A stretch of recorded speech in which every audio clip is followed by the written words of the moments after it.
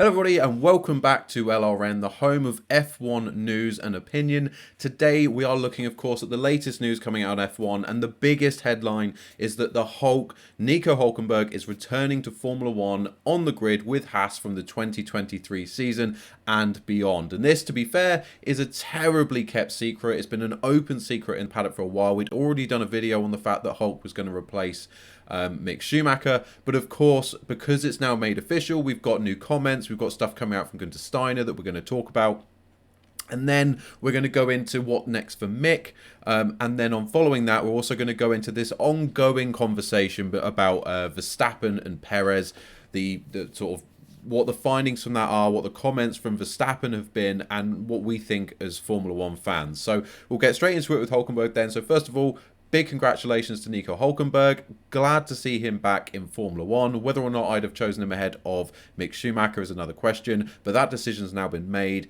and I'm happy to see him back in Formula 1. Always been a good personality to have around the sport, so to see him back in the seat will be good. To see his relationship with Kevin Magnussen. Obviously, we know K-Mag came out and gave some comments about how actually he really respects Hulk as a driver, and he's not going to have any animosity or issues with Hulk next season, which might be true, or they might end up coming close together. We might end up having a bit, we always know this with Formula 1 drivers. They are good mates until they're racing together on track, getting each other's way, having incidents together, competing for the same positions. Then things start to get a little bit bitey in the relationship, and so we'll see how that plays out over next season and potentially seasons beyond between Hulkenberg and Magnussen. But let's go through Guenther Steiner's comments then and see what he has to say about the reason they chose Hulkenberg ahead of Mick Schumacher for next season and beyond. So Steiner's come out and said, I would say Mick doesn't have the experience Nico has got, and we needed experience to bring the team forward. I don't want to say the driver wasn't ready for the future. The team also needs to be a lot better for the future to get better. I'm not blaming it on Mick that we are where we are, but in general, the team in 2018 we made good progress the first years. We looked at that one as well to move forward, and then we stagnated in 19, and then in 20 we went down. So we need to go forward again, and that's the best with experienced people and drivers which have done this before, which can bring experiences into our team which they had made in other teams. So completely different than what you said. Right, so I do not disagree with Guenther Steiner. It would be hypocritical of me to disagree with Guenther Steiner. I made this argument when we were talking about Ricciardo and Piastri. I made it clear that for me, while I think Piastri is a really exciting young talent, McLaren as a team that are trying to progress and catch those at the front need all the experience they could get. So it's not just about how quick Daniel Ricciardo had been. It was also about the experience he could bring to the team, having worked for other teams like Red Bull, how they work, what you see going on behind the scenes, the experience he can bring to the team to help them develop the car, help them develop the team, and help move them forward. Like we said with Piastri, him coming into the team, he doesn't have that experience, that comparison to what other teams are doing, that day-to-day work ethic that could potentially help the team drive forward. When you're looking at a CV of someone you want to bring into your company, you're looking at who they've worked for, the names they've worked for, and therefore the experience they have that could come into your organization and benefit you and how you move forward as a company. And that is what I think they can also do with drivers. So for me, while I want to see Mick Schumacher carry on in the sport, he has a lot to bring, he's years on his side. I think it would be good for Mick actually to go now that this has happened, and get that experience in another team. So let's say the rumours are true that he is in conversation with Mercedes about a reserve driver role. Go push for that role. Get that opportunity to go to a world-class title-winning outfit like Mercedes, so that when you get your next full-time drive, assuming that wouldn't be with Mercedes, assuming that would be somewhere else, maybe lower down the grid, maybe, and I think Mick Schumacher, if he can keep himself in the sport, if he can start to build his name and his experience and be around other teams, even in a reserve driver role where he gains that experience and knowledge that teams like Haas and others might look for, I think he could put himself in a prime position to be considered by Audi. And we could actually see, when Audi joined the sport, a team of Vettel and Schumacher. Audi absolutely love to put German drivers in their teams, and there's already rumours rife that Vettel could come out of retirement and sign for Audi when they join the sport. And I think if Schumacher plays this right and he makes the right moves and gets the right experience, Audi could look at that partnership. We know already how close Vettel and Schumacher are, that father-son relationship that they have, and or mentor, whichever mentor-mentoree relationship. And I think it could be ideal. Imagine how much of a fairy tale story that would be for Vettel to come out of retirement and be partnered by Mick Schumacher, someone that looks up to him so much through his career, of course, after the accident involving Michael, that, Vettel kind of stepped in and helped mentor Mick through the world of F1. They have a wonderful relationship that if they could end up being teammates at Audi, a German team, I think that would be really, really cool. That's something I would definitely want to see. So it's up to Mick now to make the right decisions. And I think the reserve driver role at Mercedes could be ideal, but we also know he has competition in the form of Daniel Ricciardo for that position at Mercedes. So who will they opt for? Will they opt for the youth of Mick, or will they opt for the experience of Daniel Ricciardo to come in and further support them? Maybe they'd look at Ricciardo as someone they'd prefer to be jumping in the car if anything was to happen to Russell or Hamilton. Or maybe they'd prefer Mick. Who knows? Well, obviously, we'll find out when they make a final decision on their reserve driver.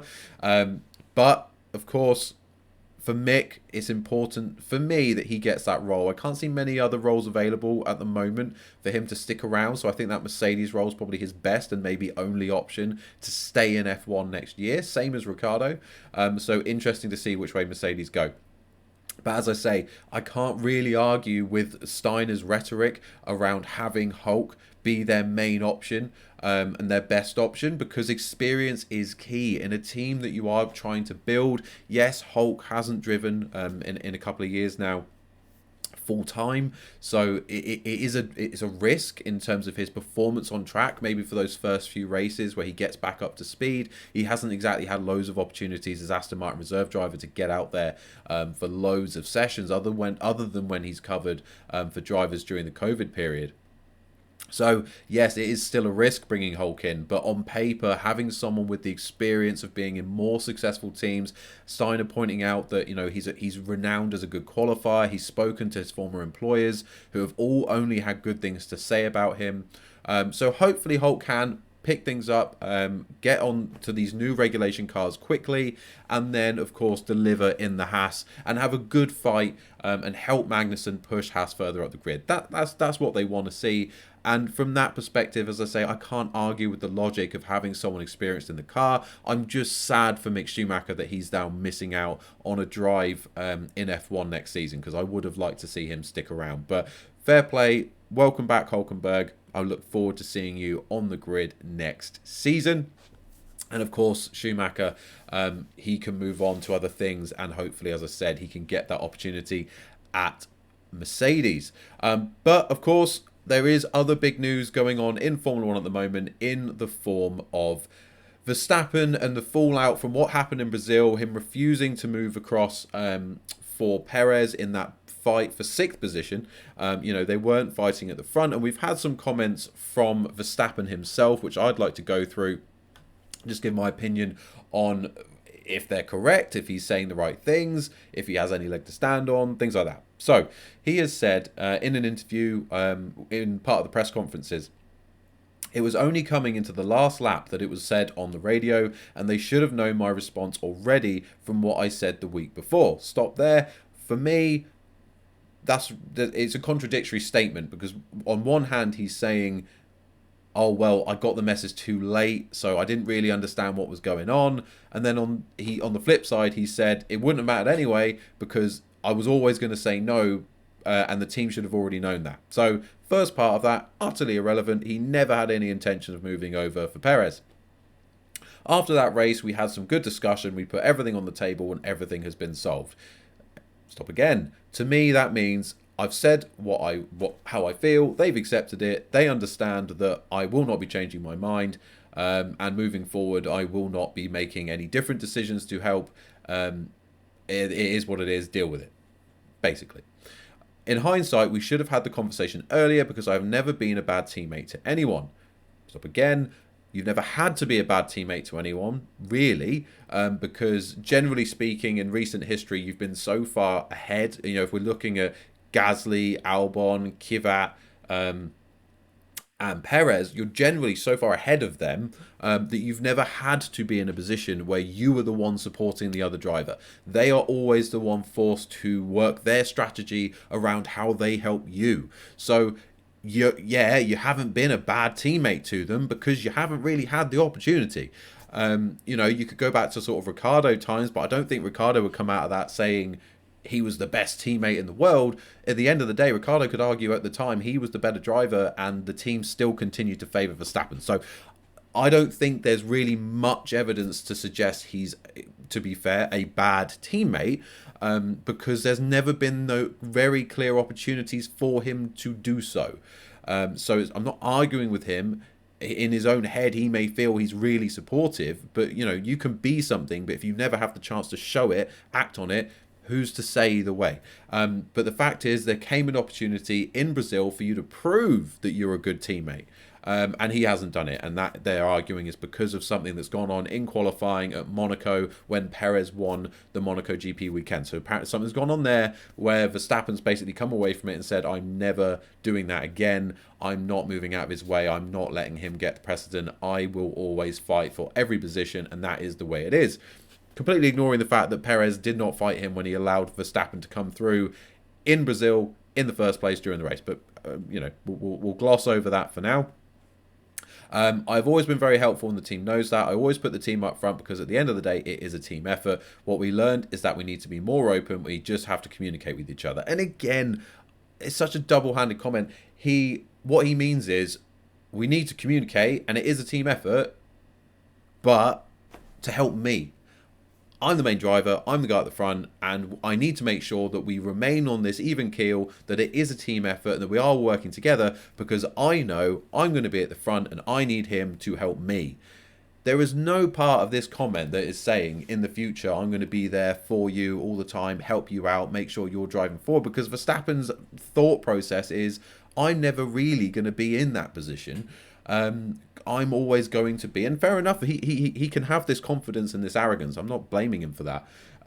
But his view will be, I am the number one driver. I am the better driver. I will be at the front, and it's in my benefit to say these things, because if it keeps my teammate on side with me, I'm the one who will benefit.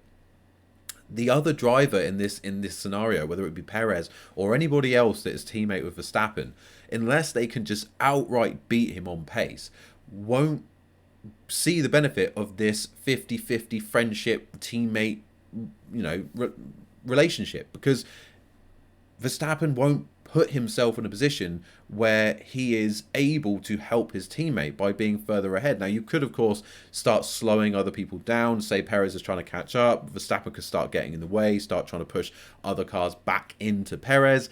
Have we really seen that? No. The only real memories are like Abu Dhabi last season, where Perez fought amazingly hard to hold up Hamilton to benefit Verstappen. And we've only really seen evidence of Verstappen's teammates benefiting him, because again, they are the ones in the position to do so, because they're the ones further back in the grid. They can hold other people up more easily to help Verstappen out, and that's only a credit to Verstappen's talent that he is the one out front, but it also lends into the fact that the team do support him more. And when push came to shove, he refused to help, and he held on to a grudge that he had from earlier in the season. He doesn't let things go. He clearly does hold grudges. And he said that never ask me to do that again, right? He doesn't believe in water under the bridge. So this conversation, again, we've put it all out on the table where everyone understands. I think what they understand is that his position is, I'm not going to help. And I think even if he said he will, he's saying it with a view that, yeah, I'm going to be so far in front that you're not going to have to ask me to help. So, it really only benefits me. That's my take on it anyway. I'm sure there'll be people that completely disagree with that and that believe that he has been a good teammate. And I'm sure you can come up with examples maybe when he's done that. But I think on the whole, we know that Verstappen is arrogant, confident, and believes that, and it's only Red Bull's fault in the way that they've supported him and pushed him and made him feel like he is the number one driver, not just at Red Bull, but in the world, that he doesn't feel like he should be in scenarios where he's supporting others. And yes, of course, again, he feels he has a reason for that due to something that's happened at Monaco between him and Perez, and fair enough. But again, if you're going to be a proper teammate and you're going to hold by the word that you're trying to say here, you need to let that go, start afresh, and work together to achieve a combined team goal. Because I'm pretty sure the team want to see their drivers finish 1-2 in the championship. Verstappen, however, doesn't seem to be of that same thought process, which suggests, again, he isn't really putting the team and its wants and its needs ahead of what he wants and his needs. That's just my take on it, though. So let me know your thoughts on that in the comments below. Let me know who you think is going to be winning the final race of the season in the comments below. And of course, your thoughts on Hulkenberg, his rejoining Formula One, Schumacher now being without a seat for 2023, and the opportunities for him to go to Mercedes and potentially, of course, put himself in a position to drive for Audi, given their love for German drivers in the future when they do join the sport.